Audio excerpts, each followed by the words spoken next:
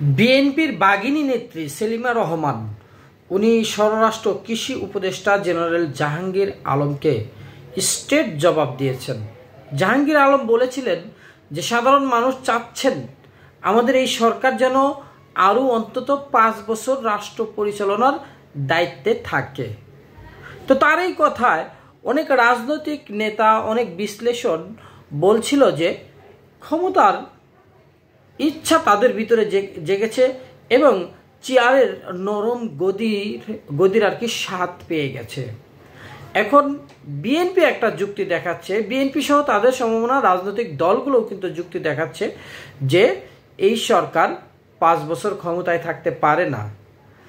আর যদি ক্ষমতা এতই তাদের কাছে ভালো লাগে তাহলে উপদেষ্টা পরিষদ থেকে পদত্যাগ করে এসে তারা যেন একটি দলের হয়ে বা দল গঠন করে নির্বাচন করে জনগণের ম্যান্ডেট নিয়ে তারা ক্ষমতায় যাক। সেখানে 5 বছর, 10 বছর, 20 বছর বা যুগের পর যুগ যতদিন ইচ্ছে জনগণ চায় তারা ক্ষমতায় থাকবে। যাই হোক, বিএনপির স্থায়ী কমিটির সদস্য সেলিমা রহমান উনি বলেছেন যে দেশের স্থিতিশীলতা ও গণতন্ত্র ফিরিয়ে আনতেই বিএনপি দ্রুত নির্বাচনের কথা বলে। ষড়যন্ত্র মোকাবেলার জন্য নির্বাচিত সরকার প্রয়োজন। এ সময় প্রধান উপদেষ্টা ডক্টর মোহাম্মদ ইউনূসের যে 5 বছর ক্ষমতায় থাকার কোনো অধিকার নেই সেটাও তিনি উল্লেখ করেন।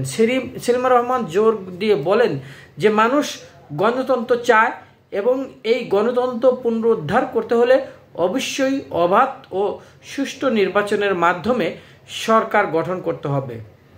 দেশের সকল খাতে সংস্কারের প্রয়োজনীয়তা তুলে ধরেন তিনি এবং তিনি বলেন যে আওয়ামী লীগ দুর্নীতি ও লুটপাটের মাধ্যমে প্রতিটি সেক্টরকে ধ্বংস করে দিয়েছে। জনগণের ভোটাধিকার প্রতিষ্ঠিত হলে কেবল নির্বাচিত সরকারই পূর্ণাঙ্গ সংস্কার করতে পারবে। তিনি অন্তর্বর্তীকালীন সরকারের প্রধান উপদেষ্টা ডক্টর মোহাম্মদ ইউনূসকে অত্যন্ত গুণী ব্যক্তিও আখ্যা দিয়েছেন এবং বিএনপি তার উপর আস্থা রাখে এবং তিনি বলেন যে আমরা আশা করি তিনি তার প্রতিশ্রুতি রাখবেন এবং ডিসেম্বরের মধ্যেই নির্বাচনের আয়োজন করবেন। বিএনপি দ্রুত নির্বাচন চাওয়ার একটা কিন্তু কারণ, দেখেন তাদের একটা শক্তিশালী প্রতীক আছে, সেটা হচ্ছে ধানের শীষ। তারপর তাদের দলটা একটা বৃহৎ রাজনৈতিক দল, অভিজ্ঞ, রাষ্ট্র পরিচালনার অভিজ্ঞতা আছে, তাদের নাম প্রত্যেকটা ঘরে ঘরে আছে। অথচ দেখেন যারা নির্বাচন এই মুহূর্তে চাচ্ছে না, নির্বাচন দেরিতে হোক, রাজনৈতিক দল তাদের কিন্তু ঘর গুছানোটাই হয়নি। আবার দেখেন জামায়াত ইসলাম ওনাদের নিবন্ধনও কিন্তু এখনও মনে হয় ফেরত পায়নি। নিবন্ধনটা ফেরতের ব্যাপারে ওনারা ইতিমধ্যে তোড়জোড় চালাচ্ছেন। আবার এনসিপি ছাত্রদের নতুন দল ওনারাও তো পাননি।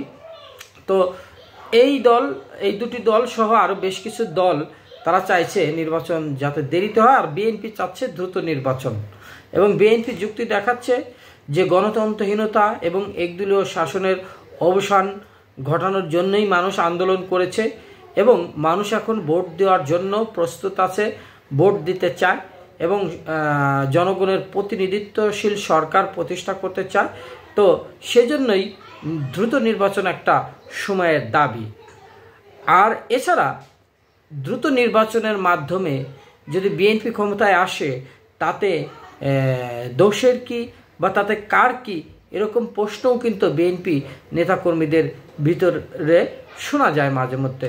যা হোক, এই যে স্বরাষ্ট্র উপদেষ্টা উনি বলেছেন যে জনগণ তাদের কাছে তথ্য আছে বা সোশ্যাল মিডিয়ায় অনেক ক্ষেত্রে দেখা যায় কেউ কেউ কমেন্ট করে, কেউ কেউ আবার দ্রুত নির্বাচন চান, নানা কমেন্ট কিন্তু আসছে।